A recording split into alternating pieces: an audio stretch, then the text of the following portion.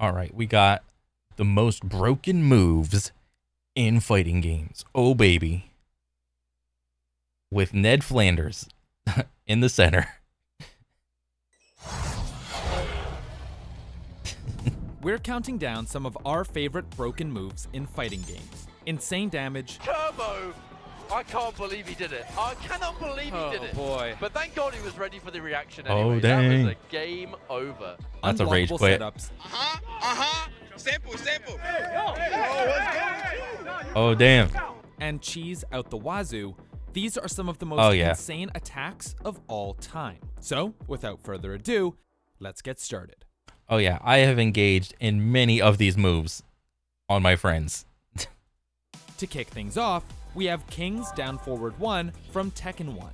This move is simply insane. King's DF1 is a normal that's better on block than it is on hit. And Dang. not just a little bit better. Landing this on block leaves your opponent completely vulnerable for more than 1.5 seconds. Really? In short, if you see the startup frames for this move, it's better to drop your guard and eat the hit than it is to block it. On hit, the move is +9, meaning you'll take some damage, but nothing too serious. On block, however, +93. What? Like, plus 93 frames of... Well, that... Okay, so from my understanding, in fighting games, plus 93 means plus... While you're still stuck in hit stun, he's done with his, like, cooldown frames of his moves. Like, you had startup frames, active frames, and recovery frames. When the recovery frames are done, that means this guy is still stuck in, like, hit stun from blocking. So he has 93 frames to do something else. That's insane, and I never thought about it like that. Oh, and it also staggers. If you block this move, you get guaranteed float launched, and there's nothing you can do about it. Oh my Surely God. This was a mistake from an intern who accidentally typed the wrong value when coding the move, but it made it through all the way until the game went gold, and we're so glad it did. Bro, look at the shoulders on this guy. Is this where Kanye West got the inspiration for that one music video? Like, this is what happens when you do shoulder day every day. This move alone makes King the undisputed best character in the original Tekken. Next up, we have Storm. Storm is one of the best characters in Marvel vs. Capcom 2, but there's another fighting game where she's even better. Oh, dang. Versus Street Fighter! X-Men vs. Street Fighter, released in 1996, is the first game in the Marvel vs. Capcom series. It's Okay, I have dabbled in this game, and when I did it, it was like with my other buddy that also liked fighting games. But at the time, neither of us were like any good at the game. So we didn't really look up any like metas or tier lists or team comps, like what's the best one of this, best team for this and that, and so on and so forth. We just played the game. a tag fighter where you pick 2 characters who can sub in and out. Yeah. Unfortunately, you only need 1 to win the game. Of the roster's 17 characters, 1 stands. Dang. Only 17? This seems like kind of low for a game like this. Quite literally, above the rest. Storm is one of 2 characters in XVSF that has an air dash, but Storm's does something it's not supposed to. You see, there's air dashing, and then there's this. A super air dash that sends you so far out of the map, you can't be seen anymore. And What? that combines with another coding error. When in the air, Storm's heavy punch auto-cancels, meaning you can hit confirm into basically anything. Oh, dang. Magneto, the other character with an air dash, and Chun-Li, who has a triple jump, are the only 2 characters that can hope to contest Storm while she's busting it down aerial style. But if they fail to get a combo going before Storm jumps a couple of times, she'll build her level 3 meter, which What? means she can start using Hailstorm, which covers the Oh my god. I never would have thought about that in this context. Just infinitely build your meter, like from air dashing up and heavy punching, and just spam a super. full screen and chips. Oh, So God. the basic game plan is jump into the air, build Hailstorm, shoot it at your opponent who is forced to block, and that'll give you enough time to do it all over again. Next, we have a game that is notorious for cheap moves and unfun mechanics. Honestly, we could have picked any of a dozen or so moves and made a compelling case for why it's broken. But here's my favorite from Injustice Gods Among Us. I remember when this game came out. This was cool. Dumpster. Okay, so for those of you who don't know, Injustice Gods Among Us has stage hazards called interactables. There are cars, elevators, drones, all sorts of things that can be used differently by various characters. There's even a dead pig that slides. The dead pig. When this game first came out, this was so fun to watch. It's on a meat hook and acts as a full-screen projectile. But when you get to the alley in Gotham City, there's a dumpster close to the Ace Chemical truck that is absolutely broken. This dumpster can be thrown by power characters and deals 25% damage. Not only that, but it's unblockable and hits OTG. So, oh my if you God, get knocked down in the corner, you're losing a quarter of your life guaranteed.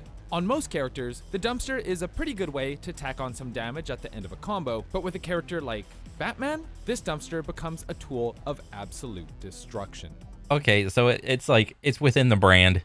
Once you get your opponent cornered, you basically threaten the air with projectiles, throw your batarang, create a situation my God, where they have to block, and then throw the dumpster at them.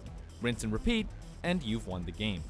Oh, and they allowed that? They let that shit rock in tournaments? God, that seems miserable, dude.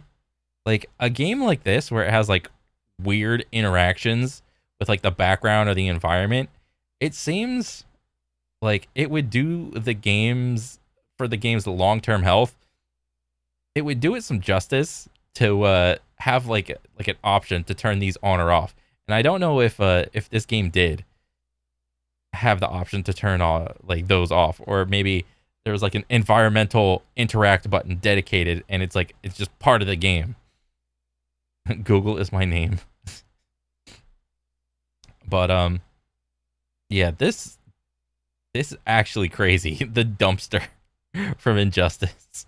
Next on our list is a motherfucking JoJo reference. Oh shit. Hell yeah. That was featured in our video on broken fighting game characters from a little while back. And while there are many reasons why this character is banned, including the fact that he's immune to low profile attacks, there's one move in his kit that is utterly, horrendously broken. His Icicle Break. When Pet Shop calls this bad boy in, an icicle appears at the top of the screen and falls after a set period of time. The distance of the icicle can be set by the Pet Shop player. So here's why it's broken. So what?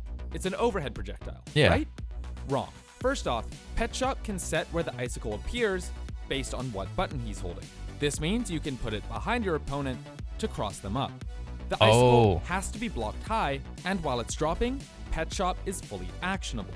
So, he can set up a 100% unblockable situation where the icicle hits overhead while he hits low, where the icicle hits behind and he hits you at a block stun, or any other tricky mix-ups. That's crazy. The ability to set up your own 100% like unblockables. I remember being so my knowledge with like unblockables comes from Marvel vs. Capcom 3 and Ultimate Marvel vs. Capcom 3. You would be lucky if you could set up an unblockable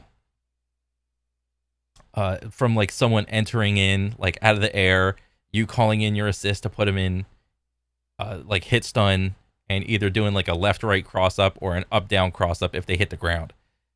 I thought that was awesome, but the fact that this thing hits high and not medium, so you could just block either low or just, I don't know. It's the fact that it hits high is crazy. So what's the counterplay? Well, if you move forward to try and dodge the icicle, Pet Shop can press pretty much any button and force you to block, meaning you'll get crossed up. If you try and throw out a move to counter Pet Shop attacking low, you'll still get hit and knocked down, putting you into Oki and giving Pet Shop enough time to fire up another icicle. And if you retreat and back yourself into the corner, well, good luck. You're in the corner. Apart from dealing a huge amount of damage, off of one icicle, Pet Shop can land a guaranteed touch of death combo. It's basically a choose your own adventure game, but every option sends you to the last page of the book where you fucking die. I know what you're thinking. Okay, so basically just pressure him from the start of the round and never give him enough space to call in an icicle, and you might stand a chance of winning. right? What Wrong, the fuck? because You got two JoJo people beating the shit out of a at the bird. start of the round and never give him enough space to call in an icicle, and you might What the fuck is this? You just got these two massive muscle guys beating up this fucking bird, dude. stand a chance of winning, right? It's just a funny image. Wrong, because Pet Shop can call in icicles while blocking. That's What? right. If he's stuck in a block string, he can hold the free win button, call in an icicle, drop it on his opponent's head, and guard cancel into a touch of death. That's crazy. Unblockables exist in other games, and there are numerous characters in JoJo's that are overtuned, but being able to set up an unblockable while blocking and combo into a touch of death, it's just too much. Thankfully, as we mentioned, Pet Shop is a banned character, so you won't have to worry about running into this setup in tournament. Alright, here's the last move for today. Honestly, I saw this on Twitter and felt like I had to include it. The Simpsons Wrestling is not a balanced game. It's not even a good game. Well, to be fair, like trying to balance anything back in the day with all these old fighters is absolutely hilarious. I remember this game, the whole Simpsons Wrestling thing. And when this game first came out, I thought this was like the coolest thing. Like wrestling with the Simpsons at its like peak, at least for me. This was awesome.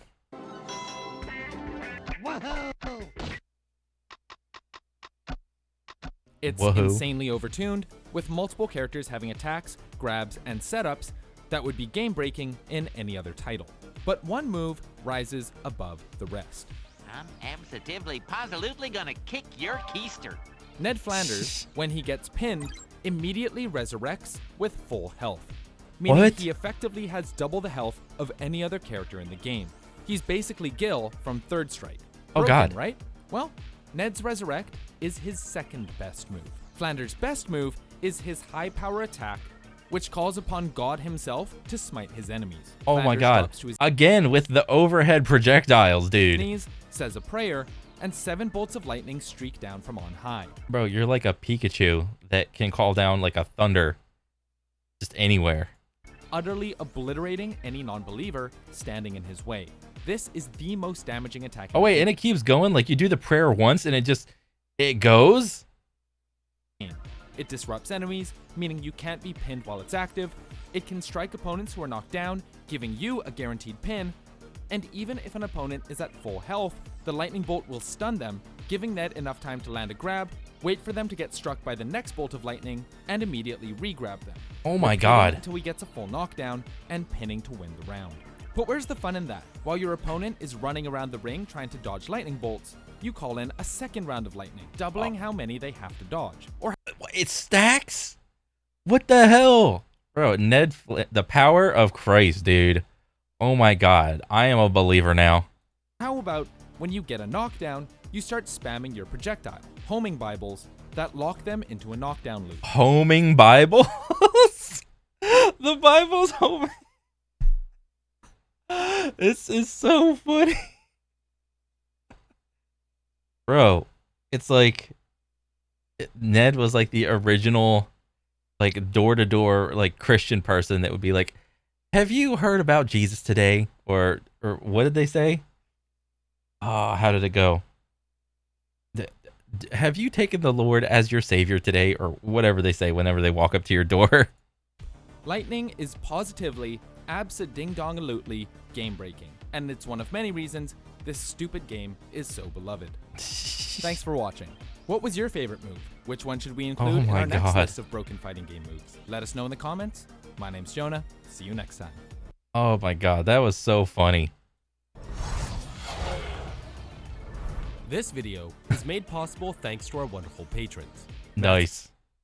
Bro, I want to see another one like this, but like, I don't know, either longer or, I don't know, more like fighting games that have came out in the last, I don't know, 5 to 10 years. Because you got like some dated ones back here, dude. You got OG Tekken.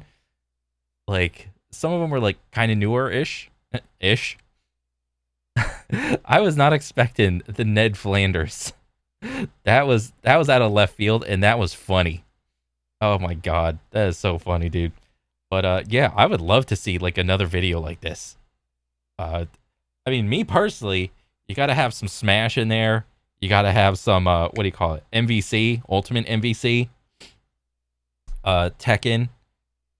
Tekken 3, 2 or 3. I forgot which one. The one that where Eddie Gordo made his debut, and all you did to win was just spam the kick buttons, and somehow they just made an infinite combo, and whoever you were playing had no idea how to deal with it once you start getting your legs going. All right. It's not like the move itself was overpowered. It's just everybody was so separated and they didn't understand how combos worked unless you were just like part of the crowd.